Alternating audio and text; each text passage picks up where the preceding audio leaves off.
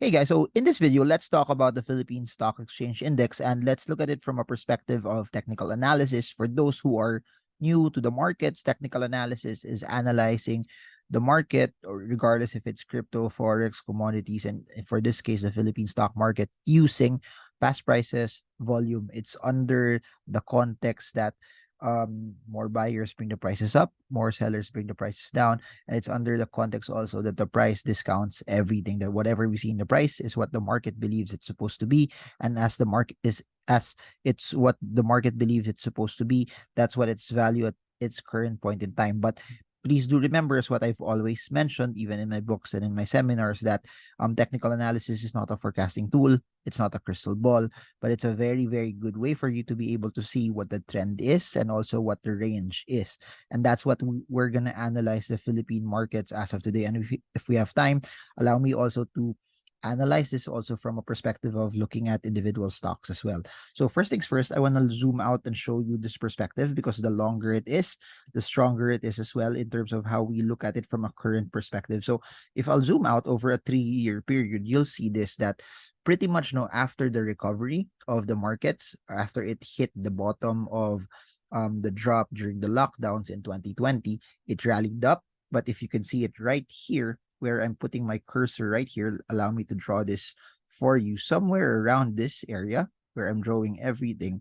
After doing that, it has just consolidated for a very, very long period of time. And if you look at this snapshot, this is October/November 2020, and if you look at how many years have passed, October 2021, October 2022, and then we're now at June 2023. So it's nearing the 3rd year mark of the market moving sideways. If you look at the MACD, it's also confirming everything that we're saying. And if you're looking at it also from a moving average perspective, short, mid, and long-term moving average, which for this video I'm using 20, 50, 100, and 200, are basically flat, and are basically confirming that the notion or the movement of the market is basically sideways. So MACD, the way I would draw my support and resistance, and the moving averages are confirming that it's moving sideways. So if you look at it, I'll zoom in even further.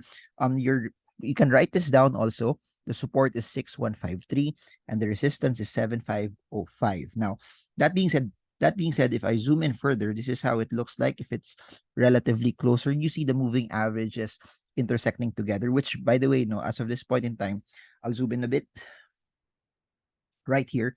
The 200, the 50, and also the 100-day moving averages are basically acting as a level of resistance for the market.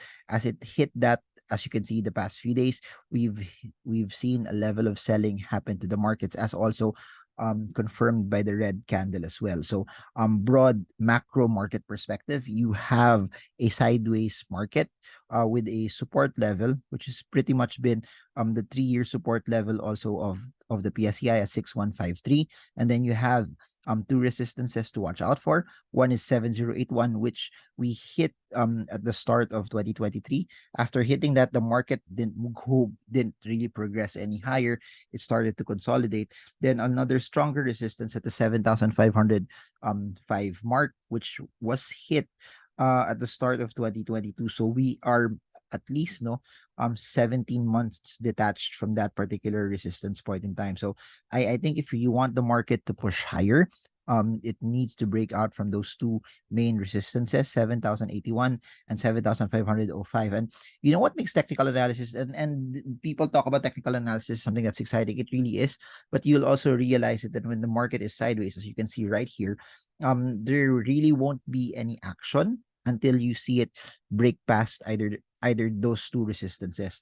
But for those who want to look at it from a shorter perspective of the market is at 6,526 resistance, and that's where also the 200-day moving average is. So for those who are taking notes for this video, 6526 is a level of resistance to watch out for. Now that's a 200-day very, very strong resistance, but also that's something that people, I think, need to watch out for, at least for the short term as well, plus the other 2 resistances that I've mentioned.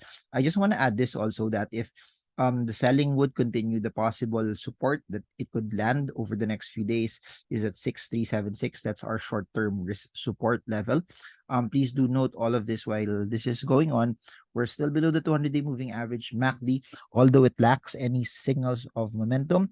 It's relatively bearish. So possible downside of 6376 is it's pretty much on the table as long it's pretty much on the table, especially if the 50 and 200-day moving average is not broken. So strategies in this is that either you just follow proper support and resistance mechanisms, that you buy as close as you can at the support and then trade as it closes and nears the resistance. So what I mentioned earlier, there's a short-term resistance here, but the margins are not so big. It only gives you about 3%.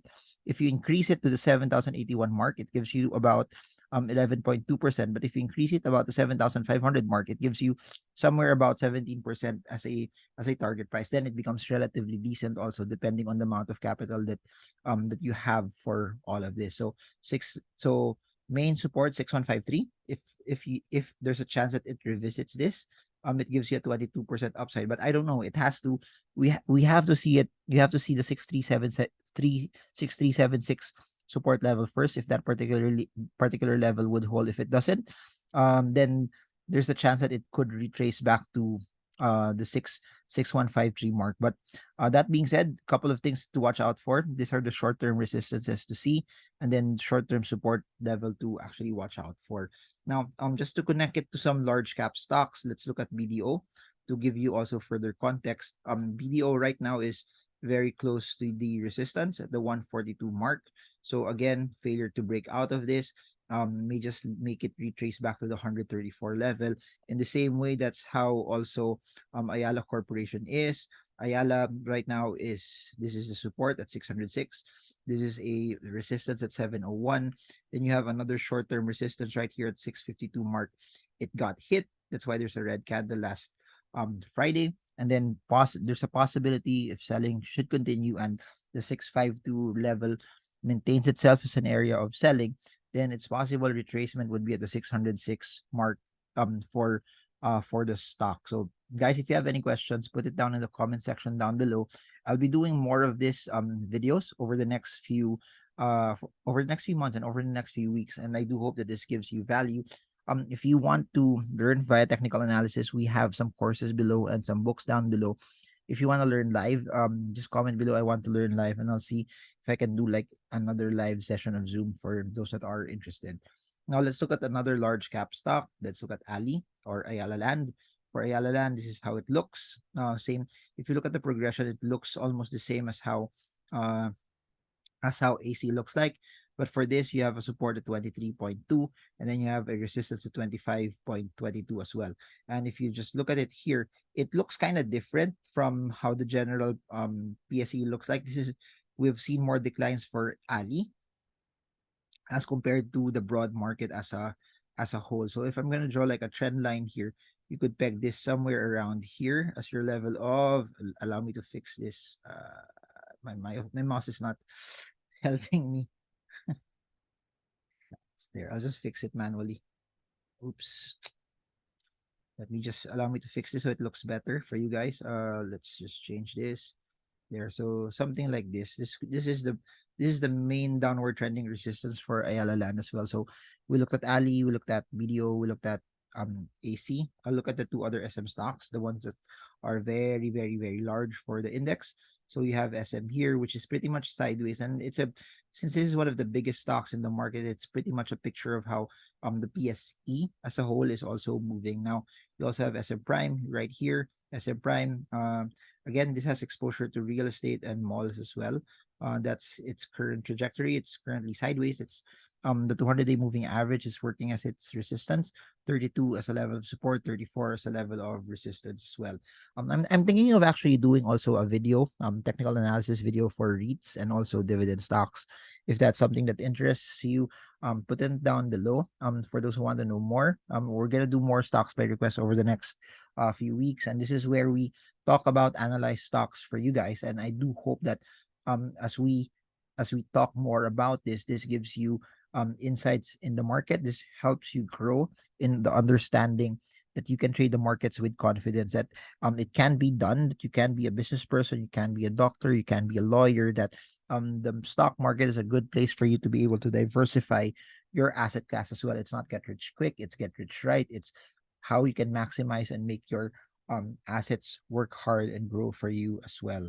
So there, I'm also thinking of adding crypto into the mix, or even uh adding US stocks as well. If this is something that would benefit you guys and help you also as a whole, I'll be glad to do it and make more videos off of that.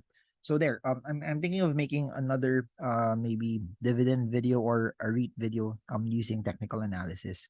So I guess that's it.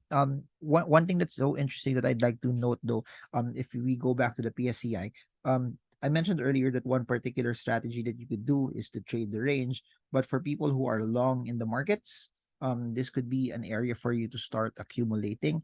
And as we start breaking out of 7,500, there could be a notion that we could possibly see the markets move higher.